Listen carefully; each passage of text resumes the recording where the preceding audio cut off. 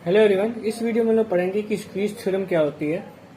यहाँ पे आप देख सकते हो स्क्वीज का मतलब होता है दबाना, यानी कि जैसे कि आपने देखा होगा ब्रेड जो होता है।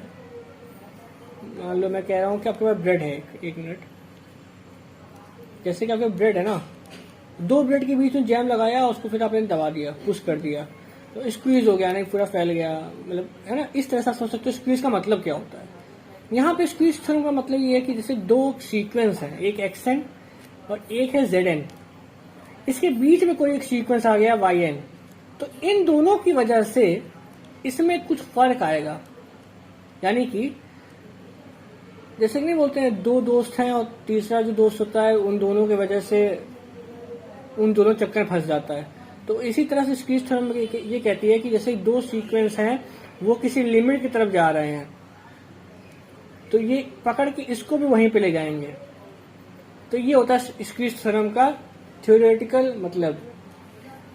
Suppose that x n y n z n are sequence of real number such that ये है for all n belongs to natural number के लिए ये इनइक्वालिटी है।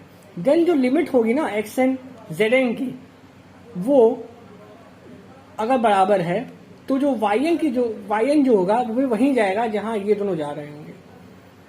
तो अब इसको हम प्रूफ करेंगे, तो चलिए प्रूफ करते हैं। तो हम एक मान लेते हैं लेट एक्सन जो है वो कहाँ पे आ रहा है, ए एक लिमिट है वहां पे सीक्वेंस जा रहा है, एंड हम ये मान लेते हैं कि जेड एन वही जाएगा क्योंकि दोनों की लिमिट सेम है, तो जेड एन वही जाएगा। सो अगर हम बाई डेफिनेशन ऑफ कन्वर्जेंस की डेफिनेशन के हिसाब से जाएं तो for epsilon greater than 0 there exist K1 such that xn minus a less than होगा एप्सिलॉन से for all n greater than K1। ऐसा ही सेम डेफिनेशन लिखेंगे for epsilon greater than 0 there exist, pen change कर लेगा, there exist K2 such that mod Zn minus a less than epsilon for all n greater then K2। यहाँ K2 में लिख दिया है क्योंकि ये एक अलग सीक्वेंस है, ये अलग सीक्वेंस है। अब हमें पता होना चाहिए, माइंड में हमारे एक चीज होनी चाहिए सेट, कि हमें प्रूव क्या करना है। याद रखिए हमें प्रूव करना है कि जो हमारा yn है वो minus A is less than epsilon. अगर ये आ गया ना तो ये प्रूव हो जाएगा कि हमारा जो a है वो वहीं जा रहा है जहां Zn और Xn जा रहा है, सॉरी जहां Xn और Zn जा रहा है। सो हम इन दोनों की मदद से प्रूव करेंगे ये तीसरी चीज। तो हमें क्या करना है, हम आप यहाँ पे ये देखिए,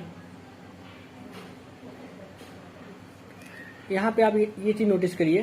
पहले हम यहाँ पे क्या करेंगे, पहले हम इसको ओपन करके लिख लेते हैं। इन दोनों को हमने यहाँ पे ओपन करके लिख लिया। तो पहले इसको ओपन किया Xn वाले को, तो क्या आ गया, इसको हम ऐसे लिख सकते हैं कि एक्सएन का जो मॉड है, एक्सएन जो है वो लेस देन है एप्सिलॉन माइनस ए या ए माइनस एप्सिलॉन से, और एप्सिलॉन प्लस ए से छोटा है, यानी ए माइनस एप्सिलॉन से बड़ा है और एप्सिलॉन प्लस ए से छोटा है। अगर इस मॉड को आप खोलोगे तो कुछ ऐसा आएगा।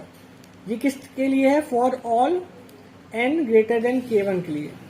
एंड आप देखो कि अगर इसको देखो आप, तो यहाँ पे आप देख सकते हो ये चीज क्या बता रही है, ये बता रहा है कि a माइनस एप्सिलॉन से बड़ा है Zn और एप्सिलॉन प्लस a से छोटा है for all n greater then K2। अब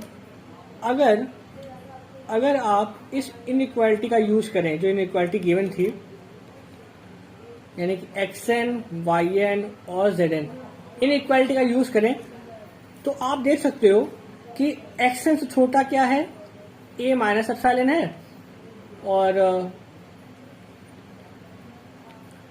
Zn से बड़ा है a प्लस एप्सिलॉन। देयरफॉर अगर हम देखें तो हम इसको कुछ इससे लिख सकते हैं कि yn से छोटा है ये, क्योंकि आप देख सकते हो yn से छोटा ये भी होगा क्योंकि xn छोटा है, और yn से बड़ा होगा क्या, a प्लस एप्सिलॉन। तो इसका मतलब हम इसको अगर इनइक्वालिटी को दोबारा जैसे कि यहाँ तोड़ते हैं उसी तरह से जोड़ दें तो यहाँ पे क्या आ जाएगा, कुछ ऐसे आ जाएगा। तो हम ये चीज जो हम लाना था वो आ जाएगी। लेकिन ये चीज करने के लिए एक स्टेप आपको लिखना जरूरी है, वो ये है कि आप यहाँ देख सकते हो n जब k1 से बड़ा है उसके लिए ये चीज ट्रू है, n जब k2 से बड़ा है तब उसके लिए ये चीज ट्रू है। तो दोनों को एक साथ लाने के लिए आपको लिखना पड़ेगा let k is equal to max of k1 k2, यानी कि k1 k2 में जो दोनों में बड़ा है वो उसको k बोल दो। तो फॉर ऑल, इसका मतलब अगर हम यहाँ लिखें, एक मिनट, अगर इसका मतलब हम यहाँ लिखें कि for all n greater then k लिख देना, तो इसमें जो होगा दोनों इनइक्वालिटीज आ जाएंगी, यानी कि x1 वाली भी आ जाएगी और z1 वाली भी इंक्लूड हो जाएगी, क्योंकि k जो है वो k1 और k2 में जो दोनों बड़ा है ना वो है, यानी कि n अगर इससे बड़ा है, अगर k1 बड़ा है ना तो ये k2 को भी इंक्लूड कर लेगा k1, इसीलिए मैं बोल रहा हूँ कि k को मैंने मान लिया। ठीक है, तो ये स्टेप जो है ना कि k is equal to max of k1 k2, ये बहुत इंपॉर्टेंट स्टेप है। तो जब आपने ये कर लिया कि for all n greater then k, तब आप यहां लिख सकते हो कि a माइनस एप्सिलॉन से बड़ा है क्या, xn, उससे बड़ा क्या है yn, उससे बड़ा है zn, देन यहां लिख सकते हो a प्लस एप्सिलॉन, यानी कि आप xn और zn को इंक्लूड कर सकते हो। जब आपने ये चीज लिख लोगे आप, ओके। देन अगले स्टेप पे आप क्या लिखोगे, a माइनस एप्सिलॉन इज, आप इस तरह से लिख दोगे, एंड देन आप यहाँ पे लिख सकते हो कि yn जो है minus a is less than epsilon, so yn जो है कन्वर्ट करेगा an से by definition of limit. So limit की डेफिनेशन के हिसाब से जो yn है वो a की तरफ कन्वर्ट करेगा।